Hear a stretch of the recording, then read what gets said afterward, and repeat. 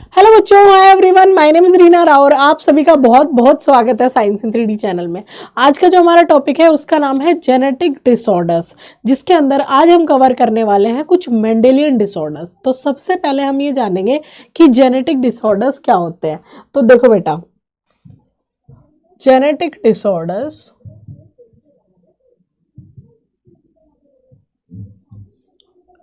ठीक है, ये दो तरह के होते हैं, Mendelian and chromosomal. Genetic disorders बेटा दो तरह के होते हैं, Mendelian disorders and chromosomal disorders. आज की क्लास में हम मेंडेलियन डिसऑर्डर्स कवर करने वाले हैं, ठीक है। तो सबसे पहले जानेंगे जेनेटिक डिसऑर्डर्स का मतलब क्या हुआ। कुछ डिजीजेज ऐसी होती हैं जो पेरेंट्स से सन या डॉटर को पास ऑन हो जाती है, ठीक है, पेरेंट्स से चाइल्ड को पास होती है। मतलब एक जनरेशन से दूसरे जनरेशन में जाने वाली डिजीजेस को हमने बोला है जेनेटिक डिसऑर्डर्स, जिसमें हम सबसे पहले मेंडेलियन डिसऑर्डर्स को कवर करने वाले हैं।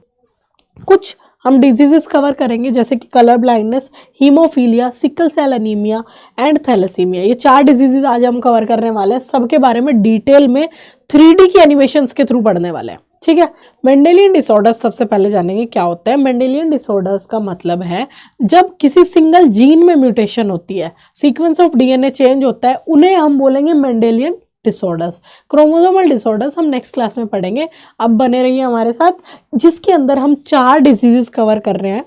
कलर ब्लाइंडनेस सबसे पहले देखते हैं। कलर ब्लाइंडनेस, यहाँ पे आपको एक नंबर दिख रहा है, अगर दिख रहा है तो ये एक इशारा टेस्ट बोलते हैं हम इसको। जब हम डॉक्टर के पास जाते हैं, किसी भी आई डॉक्टर के पास, तो वो सबसे पहले हमारा इशारा टेस्ट करता है, जिससे उसको पता चलता है कि आईसाइट क्या है पेशेंट की, ठीक है। यहाँ पे आपको एक नंबर दिख रहा है, तो सबसे पहले हमारे पास एक क्वेश्चन है, which number do you see on your screen. तो बेटा मेरे को यहाँ पे 5 दिख रहा है, आप एक बार अपनी स्क्रीन पे देखो आपको क्या दिख रहा है, कमेंट सेक्शन में मेंशन करो आपको यहाँ पे क्या दिख रहा है, ठीक है। अगर 5 मैंने क्लिक किया तो यहाँ पे मैंने टेस्ट पास कर लिया, इशारा टेस्ट, मतलब मैं आगे प्रोसीड कर सकती हूँ। अगर मैं कोई दूसरा नंबर पास करती हूँ तो वो रॉन्ग होता, ठीक है, क्योंकि यहाँ पे इशारा टेस्ट में यहाँ पे हमारे पास 5 है। इससे हमारी आई साइट पता चलती है कि क्या हमें ग्रीन रेड इनमें कलर कॉम्बिनेशंस में डिफरेंस समझ आ रहा है नहीं आ रहा, ठीक है। अब हम देखते हैं आगे, इसको डिटेल में पढ़ते हैं इस डिजीज को। कलर ब्लाइंडनेस, कलर ब्लाइंडनेस होते हैं बहुत सारे लोग, आपने बहुत अच्छे से सुना होगा, बहुत ही कॉमन एक डिजीज है। यहाँ पे दो इंडिविजुअल्स है, एक हेल्दी इंडिविजुअल है, एक कलर ब्लाइंड इंडिविजुअल है। हेल्दी इंडिविजुअल का विजन कुछ ऐसा होगा जिसमें सारे कलर्स प्रॉपरली दिखाई देंगे, ये देखो, ठीक है, प्रॉपरली ब्राइट कलर्स दिख रहे हैं। लेकिन जो अफेक्टेड इंडिविजुअल होगा उसका विजन कुछ इस तरह का होगा, जिसमें काफी फेडेड कलर्स दिख रहे हैं, इवन ग्रीन कलर और रेड कलर तो दिख ही नहीं रहे हैं, समझ आया, काफी फेडेड कलर्स है, जबकि यहाँ पे ब्राइट कलर्स है, तो विजन में डिफरेंस आ रहा है। अब आगे देखते हैं, ये हमें पता चल गया ये हेल्दी इंडिविजुअल है। हेल्दी इंडिविजुअल की आई चेक करते हैं कैसी होगी। आई, ह्यूमन आई के फोविया रीजन पे rod and cone cells present होती हैं। तो जो बेटा कॉन सेल्स होती हैं वो करेंगी कलर को जस्टिफाई। जैसे यहाँ पे red, green, blue 3 cone cells होती हैं, ठीक है, जो कि कॉम्बिनेशन ऑफ कलर्स को हमें विजन दिखाएंगे, ठीक है। अब यहाँ पे देखो, ये कॉन सेल्स बिल्कुल हेल्दी है, रोड सेल्स हेल्दी है, कॉन सेल्स हेल्दी है। लेकिन अफेक्टेड इंडिविजुअल में क्या होगा हम वो देखते हैं। ये अफेक्टेड इंडिविजुअल की ह्यूमन आई है, इसके अंदर क्या है, फोविया रीजन पे अगेन कॉन रोड सेल्स तो प्रॉपरली प्रेजेंट है, ठीक है, लेकिन जो कॉन सेल्स हैं वो डैमेज्ड है। ये देखो, या तो मिसिंग कॉन सेल्स होती है या फिर डैमेज्ड कॉन सेल्स होती है। यहाँ पे कॉन सेल्स डैमेज है, इसलिए उसका विजन ऐसा हुआ है। इसलिए उसका विजन कैसा हुआ है, इस तरीके का हुआ है, फेडेड विजन हुआ है, वो कलर डिफरेंशिएट नहीं कर पा रहा है। अगर रेड कलर रखा होगा, अगर ग्रीन कलर रखा होगा, वो डिफरेंशिएट नहीं कर पाएगा क्योंकि उसको वो चीज दिख ही नहीं रही है, ठीक है। अब हम इसके आगे देखते हैं इसमें क्या होगा। ये एक x linked recessive type of disorder है। मतलब इसमें क्या होता है, एक जनरेशन से दूसरे जनरेशन, देखो दो तरह के डिसऑर्डर्स होते हैं, एक ऑटोसोमल डिसऑर्डर्स होते हैं, एक सेक्स लिंक्ड डिसऑर्डर्स होते हैं। जो ऑटोसोमल डिसऑर्डर्स होते हैं बेटा वो क्या होते हैं, देखो मैं चलो बताती हूँ आपको। जो ऑटोसोमल डिसऑर्डर्स होते हैं और दूसरा होता है सेक्स लिंक्ड। हमने पढ़ा था लास्ट क्लास में कि जो ऑटोसोम्स होते हैं वो 1 to 22 पेयर्स तक होते हैं, राइट। तो जो भी डिसऑर्डर्स इन 22 पेयर्स में आ गए वो सारे ऑटोसोमल डिसऑर्डर्स में कवर करेंगे, और जो भी डिसऑर्डर्स इस 23rd पेयर में आते हैं जो कि सेक्स क्रोमोसोम होता है XX एंड XY, वो डिसऑर्डर्स सारे एक्स लिंक्ड डिसऑर्डर्स में आएंगे। और रिसेसिव और डोमिनेंट से हमारा क्या मतलब है, इस रिसेसिव, ये डिसऑर्डर्स क्या हो सकते हैं, ये डिसऑर्डर्स हो सकते हैं या तो रिसेसिव दोनों या फिर डोमिनेंट। अब रिसेसिव का मतलब है वो कुछ ट्रेट्स में ही अपने आप को शो करेगा, और डोमिनेंट का मतलब है वो बहुत अच्छे से अपने आप को शो करेगा किसी भी म्यूटेशन में। क्लियर है। अब हम देखते हैं इसका अच्छे से डिटेल में पढ़ते हैं। हम देखेंगे एक्स लिंक्ड रिसेसिव, हमें पता चल गया कलर ब्लाइंडनेस का इनहेरिटेंस पैटर्न क्या है, एक्स लिंक्ड है, मतलब सेक्स लिंक्ड डिसीज है और रिसेसिव डिसीज है। तो केस हमने 2 केसेस लिए हैं, केस 1 देख लेते हैं। यहाँ पे फादर अनअफेक्टेड था, प्रॉपर XY है उनके पास, और मदर कैरियर है, मतलब वो अफेक्टेड नहीं है लेकिन उसके एक एक्स क्रोमोसोम पे डिजीज प्रेजेंट है। तो ये कैरियर मदर है और अनअफेक्टेड फादर है। इनकी प्रोजेनीज की प्रोबेबिलिटी क्या हो सकती है, जो सन होंगे बेटा वो अनअफेक्टेड भी हो सकता है और कंप्लीटली अफेक्टेड भी हो सकता है, क्योंकि ये एक्स लिंक्ड डिसीज है। तो अगर जो मेल्स होते हैं उनके पास सिंगल एक्स होता है, और सिंगल एक्स होने की वजह से वो अफेक्टेड ही होंगे, मतलब मेल्स कभी भी कैरियर नहीं हो सकते हैं। क्लियर हुआ। अब ये देखो, ये देख लिया हमने, अनअफेक्टेड सन होगा या फिर अफेक्टेड सन हो सकता है, दोनों चीजें हैं। और डॉटर या तो कैरियर होगी, या तो कैरियर होगी, एक एक्स के ऊपर उसका कलर ब्लाइंड का जीन होगा, या फिर वो बिल्कुल अनअफेक्टेड होगी, मतलब डिजीज डॉटर कभी नहीं होगी। इसलिए आपने देखा होगा फीमेल्स कलर ब्लाइंड बहुत कम होती है। ठीक है, तो या तो ये कैरियर है या फिर ये अनअफेक्टेड है। क्लियर हुआ, ये क्लियर हुआ। क्योंकि फीमेल्स को एक चीज सोचो, फीमेल्स के पास एक एक्स क्रोमोसोम यहां से आता है और एक एक्स क्रोमोसोम यहां से आता है।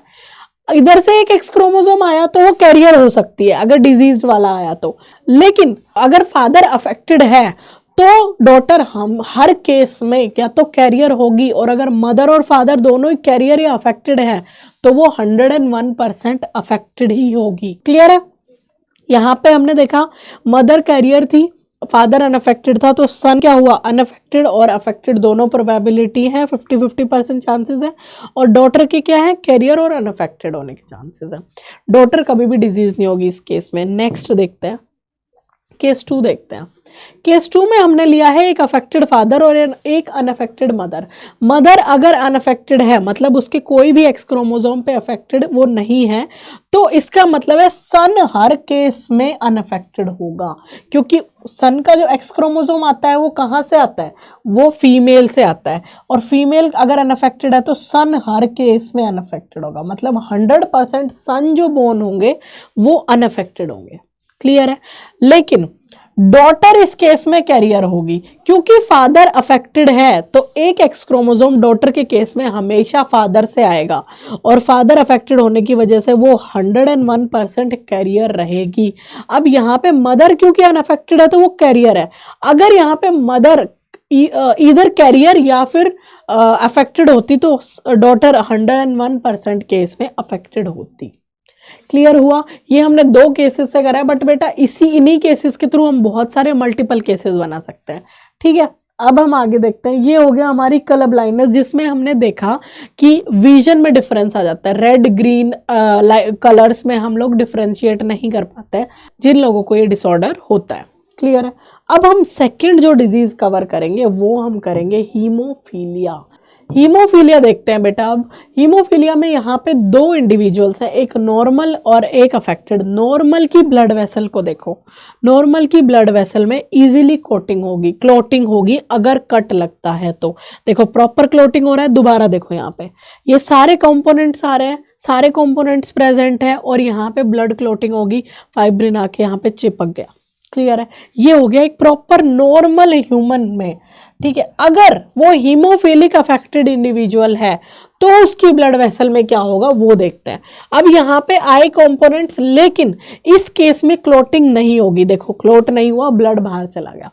क्यों? क्योंकि यहाँ पे ब्लड क्लोटिंग फैक्टर्स जो होते हैं 8 और 9 वो मिसिंग होते हैं यहाँ पे ब्लड में, इसलिए क्लोटिंग नहीं होगी। ठीक है, ये हीमोफिलिक इंडिविजुअल की ब्लड वेसल है जिसके अंदर कोई क्लोटिंग नहीं हो रही है।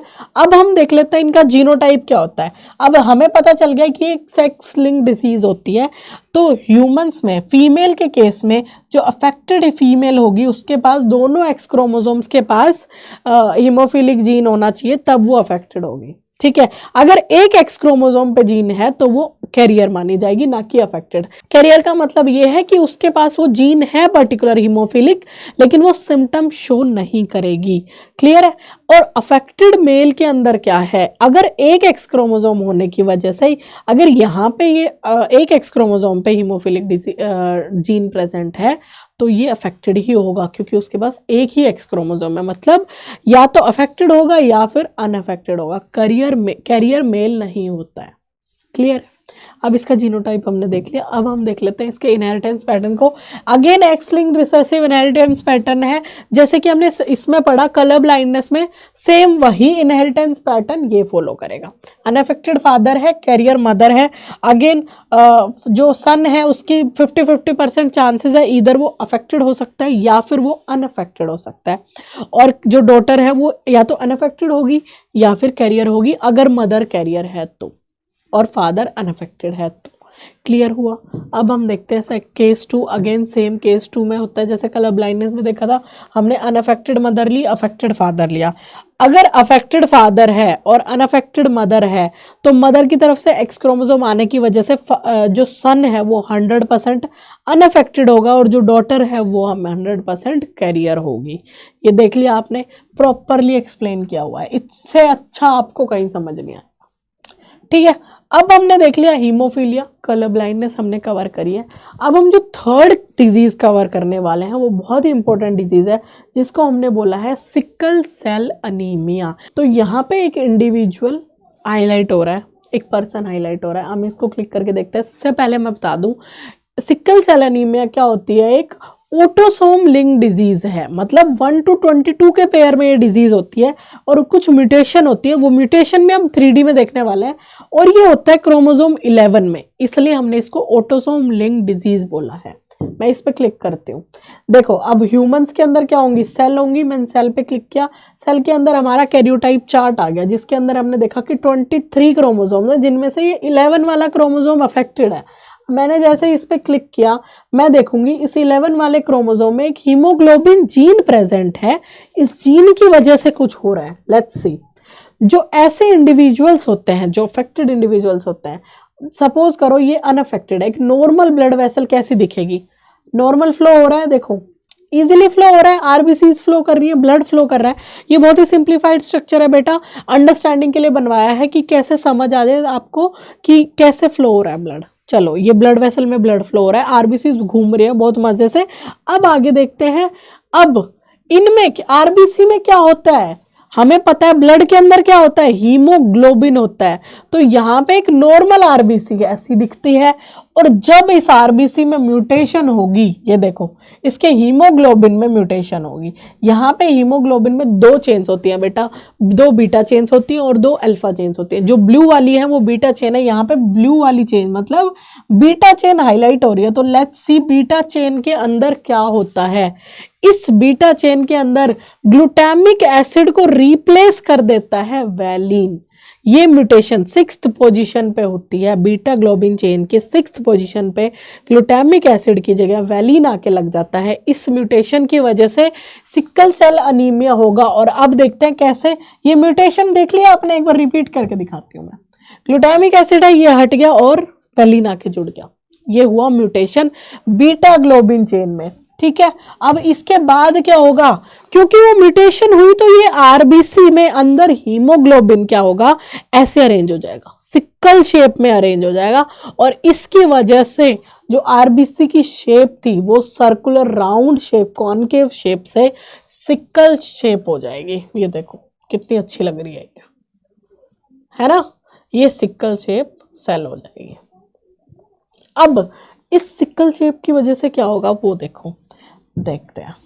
अब मैं पहले आपको बता दूं जीनोटाइप क्या होगा, क्योंकि ये ऑटोसोम लिंक्ड है तो जो फीमेल्स होती हैं और मेल्स होते हैं वो नॉर्मल भी हो सकते हैं, कैरियर भी हो सकते हैं और अफेक्टेड भी हो सकते हैं। जैसे कि सेक्स लिंक में मेल कभी भी कैरियर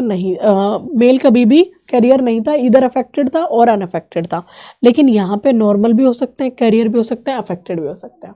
ठीक है, आगे बढ़ते हैं, क्योंकि ऑटोसोम्स दोनों में सेम होते हैं। अब यहाँ देखो, जो सिकल सेल अफेक्टेड इंडिविजुअल होगा, sickle cell anaemia affected individual होगा, उसके अंदर ये होगा। देखा आपने? एक बार मैं रिपीट करके दिखाती हूँ। ये देखो, ये नॉर्मल आरबीसी के बीच में सिकल सेल्स आ गई और वो यहाँ पे पाइलअप होने लग गई।